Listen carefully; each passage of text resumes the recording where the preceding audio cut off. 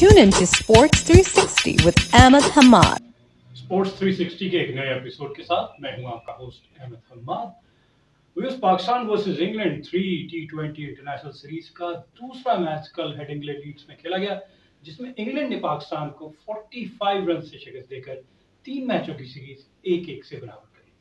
और इस मैच की खास बात, इंग्लैंड के 3 spinners obviously Adil Rashid, Matt Parkinson और मोइन अली, तीनों ने 11 ओवर्स में 87 रन देके 5 पाकिस्तानी विकेट लेकर मैच को अपने कंट्रोल में कर लिया। इनफैक्ट उनकी विक्ट्री की मेन रीजन जो है ये 3 स्पिनर्स थे। Earlier Pakistan one the toss and put England into bat first, जो कि एक बहुत बड़ी जिस पे क्रिटिसिज्म हो रहा है कि ये बहुत बड़ा गलत फैसला बाबर आजम की तरफ से हुआ है। रीजन बीइंग के हेडिंग्ले लीड्स के जो अगर ट्रैक रिकॉर्ड देखा जाए तो अबव 60% वो टीम जीती है जिसने पहले बैटिंग की इस पिच पे। तो ये ट्रैक रिकॉर्ड जानते हुए इसके बावजूद आप दूसरी टीम को कह रहे हैं, क्योंकि टॉस भी आप जीत गए, आप विन विन पोजीशन पे थे, आप पिछले मैच में भी पहले बैटिंग करके जीते, इस मैच में भी आप पहले ही बैटिंग करते, अपना वही मोमेंटम कैरी करते, लेकिन अनफॉर्चुनेटली पता नहीं क्या रीजन से कि जिसकी वजह से बाबर आजम ने इंग्लैंड की टीम को पहले खेलने की दावत दी। इंग्लैंड के स्टैंडिंग कैप्टन और ओपनर जस्ट बटलर, जो पिछले श्रीलंकन टूर में काफ इंजरी की वजह से अनफिट हो गए थे, वापस आए। और एक और बड़ी बात देखें, इंग्लैंड के रेगुलर कैप्टन जो है ऑयन मोर्गन, उन्होंने अपने आप को बाहर बिठाया और कहा कि हम अपनी बाकी बेंच स्ट्रेंथ जो है उसको चेक करेंगे, मुख्तलिफ कॉम्बिनेशन को चेक करेंगे। और जस्ट बटलर को उन्होंने कैप्टनसी दी और जब Jos Buttler leading from front scored a quick fire 59 of 39 balls with the help of 7 4, and he was ably supported by Moeen Ali, who scored 36 of 16 balls with the help of 6 fours and 1 6, while Liam Livingston, who scored 42 ball 100 in the previous match, made 38 of 23 balls with the help of 2 fours and 3 sixes. और इनकी batting का जो एक momentum है ये इन 3 players की inning की वजह से एक जबरदस्त रहा कि by 14th over they were 150 on the board। तो एक बहुत अच्छा स्टार्ट था। और फिर हमने उसके बाद से देखा कि आखिरी 3 ओवर्स में थोड़ा सा पाकिस्तान ने कमबैक किया, लेकिन वो बहुत लेट हो गया। तो पाकिस्तान 170 180 के अगर अंदर उनको रिस्ट्रिक्ट कर लेता तो शायद थोड़ा सा मैच अच्छा हो जाता, लेकिन 200 क्योंकि पाकिस्तान ने पिछले मैच में 232 किया था, और हम देख रहे हैं पिछले 2 से 3 साल में बाबर आजम और रिजवान और फखर जमान, ये 3 बैट्समैन हैं जो कंसिस्टेंटली स्कोर कर रहे हैं, लेकिन ये जब आउट हो जाते हैं तो बाकी बैटिंग जो है वो कहीं रेजिस्टेंस शो नहीं करती। हमने विकेट देख ली मोहम्मद हफीज की, फखर जमान की, आजम खान की। ये वो विकेट्स हैं कि तीनों स्पिनर्स पे आगे निकल के खेलने की कोशिश की। आजम खान को आप देख लें, स्टंप हो गए, इसी तरह सोहेब मकसूद स्टंप हो गए, फिर फखर जमान मोइन अली को आगे निकल के खेल रहे थे तो वो बीट हुए और बोल्ड हो गए। तो अगर आप क्योंकि एशियन कंडीशन से खेलने जा रहे हैं वहां पर, और एशियन कंडीशंस में ऑब्वियसली आप स्पिनर्स को ज्यादातर खेलते हैं, और जब स्पिनर्स का ही वहां पे सामने, तो आप तो विन विन पोजीशन पे थे, आपको उनके ऊपर हावी होना चाहिए था, एक बड़ा स्कोर करना चाहिए था।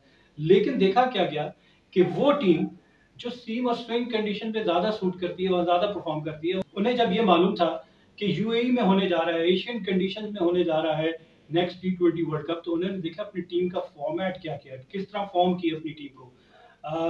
3 स्पिनर्स, बल्कि 4 स्पिनर, एक स्पिनर को उन्होंने बॉल भी नहीं कराया, लियाम लिविंगस्टन को, लेकिन बाकी 3 स्पिनर ने 11 ओवर कराए, 87 रन दिए और 5 कीमती विकेटें हासिल की। अब पूरा टोटल अगर मैं देखूं इंग्लैंड का तो 200 runs in 20 overs, it mean कि पाकिस्तान को 10 रन्स पर ओवर रन्स रिक्वायर्ड थे। पाकिस्तान की तरफ से Mohammad Hasnain captured 3 for 51, while Haris Rauf and Imad Wasim took 2 wickets each. Shadab Khan and Shaheen Shah Afridi also took 1 wicket each. And in reply, Pakistan started aggressively and plundered 43 runs in first 5 overs. एक अच्छा start, वही दोनों openers जो हमेशा से runs करते आ रहे, लेकिन जैसे ही एक विकेट गिरी, बाबर आजम की विकेट गिरी, तो हमने उसके बाद से देखा कि अगर पहली दफा आपको मौका मिल रहा है कि 15 ओवर्स अभी पड़े हुए हैं, बाकी टीम बाकी बैट्समैन को परफॉर्म करने का, आप ये कह देते हैं कि वो इतना पूरा ओवर्स खेल जाते हैं, हम आखिर के 4 या 5 6 ओवर्स बैटिंग करने को मिलते हैं तो परफॉर्म करना मुश्किल हो जाता है। लेकिन इस मैच में बाबर आजम जब 5वें ओवर में आउट हो जाते हैं तो आपको 15 overs rest of the batting को मिल रहा है, तो आपको कुछ ना कुछ तो परफॉर्म करना चाहिए था। क्या हुआ, एक भी प्लेयर परफॉर्म ना कर सका, ना सोहेब मकसूद, ना मोहम्मद हफीज और ना ही आजम खान। इन 3 का नाम मैं लूंगा, फखर जमान ऑब्वियसली उन्होंने भी स्कोर नहीं बनाया। तो ये 4 बैट्समैन थे मिडिल ऑर्डर के और चारों फेल हो गए, और फेल भी किसके अगेंस्ट हो रहे हैं? स्पिनर्स के अगेंस्ट, जो सबसे ज्यादा परेशान कुन बात है। और इंग्लैंड ने अपनी T20 इंटरनेशनल की हिस्ट्री में for the first time included 2 leg spinner in their team. और वो क्या थी, वजह क्या थी? ऑब्वियसली उन्हें भी पता है कि पिच कैसा बिहेव करेगी। देख रहे हैं कि 30 डिग्री सेंटीग्रेड पे पिच जो है वो बड़ी जबरदस्त गर्म है, मॉइस्चर उसके ऊपर से खत्म हो गई, बेक्ड हो रही है। उसके बावजूद जब वो 2-3 स्पिनर्स खिला रहे हैं, तो क्या हमारी मैनेजमेंट देख रही थी? कंडीशंस उन्होंने भी जाके देखी होगी, उसके हिसाब से टीम फॉर्म की जाती है। लेकिन बड़ी मायूसी हुई कल की परफॉर्मेंस देखकर। और इंग्लैंड के इन्हीं स्पिनर्स ने 5 for 34 इन 6 ओवर्स, ये पाकिस्तान का मिडिल इनिंग्स का एरिया था कि जब हम चाह रहे थे कि बाबर आजम और मोहम्मद रिजवान के बाद बाकी बैट्समैन जो आ रहे हैं वो थोड़ा सा परफॉर्म करें, स्कोर को, रन रेट को मेंटेन करें और मैच को थोड़ा डीप लेके जाए। लेकिन 5 for 34 इन 6 ओवर्स मैच वहीं पे तकरीबन इंग्लैंड ने सील कर दिया था। और इसकी खास वजह ऑब्वियसली आदिल रशीद, जबरदस्त लेग स्पिनर, उनका साथ दे रहे थे। नए आए हैं प्लेयर, मैट पार्किंसन, उन्होंने भी अच्छी बॉलिंग की।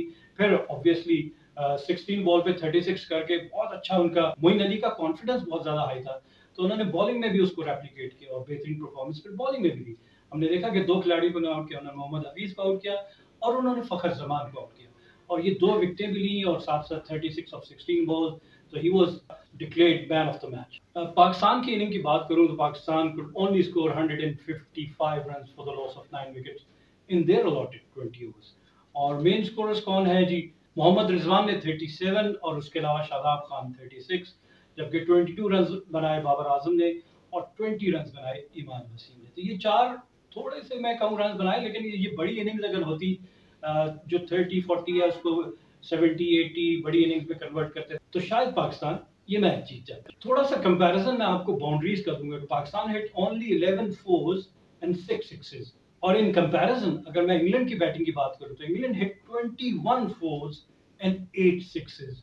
कहां 11 फोर्स और कहां 21 फोर्स, 10 फोर्स का ये डिफरेंस, और फिर सिक्सेस की अगर बात की जाए तो 6 सिक्सेस एंड 8 सिक्सेस। तो इंग्लैंड ने हमसे कहीं बेहतर परफॉर्म किया। और पाकिस्तान के दोनों स्पिनर्स की बात करूं तो they ended up 2 for 70 runs in their 8 overs, तो बहुत ज्यादा एक्सपेंसिव थे एज कम्पेयर टू, अगर उनके बॉलर्स की बात की जाए तो 5 आउट भी कर रहे हैं और 43 रन दे रहे हैं, तो ये 8 ओवर में अगर 70 रन दे रहे हैं तो आपको डिफरेंस फील होगा। क्यों हमारे बॉलर उसी पिच पे उस तरह की बॉल नहीं कर सके जो इंग्लैंड के बॉलर्स ने की?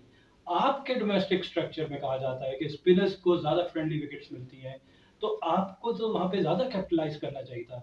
जब कंडीशंस आपको टर्न मिल रहा है तो आपकी लेंथ क्या होनी चाहिए थी? आप ऑफ स्टंप के बाद आप डर के बॉल कर रहे थे, आप रन विकेट लेने के लिए बॉल नहीं कर रहे थे, आप डर के बॉल कर रहे थे कि मुझे छक्का ना लग जाए, मुझे बाउंड्री ना लग जाए। तो ये जब नेगेटिविटी आपके माइंड में आ जाती है तो फिर आप कभी भी नहीं जीत सकते।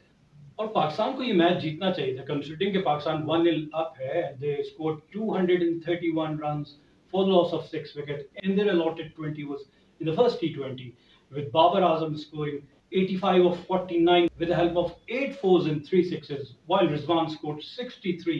तो ये दोनों बहुत अच्छी फॉर्म में थे और इन दोनों ने पहली विकेट की पार्टनरशिप पे 150 रन बनाए थे, तो ये एक अच्छी फॉर्म कैरी करके आ रहे थे। लेकिन होता क्या है कि जब आपके 2 मेन बैट्समैन जो बहुत ज्यादा रन बना रहे वो आउट हो जाए तो बाकी बैट्समैन ये कहते हैं हमें तो इतने दिन से मौका ही नहीं मिल रहा था। क्यों?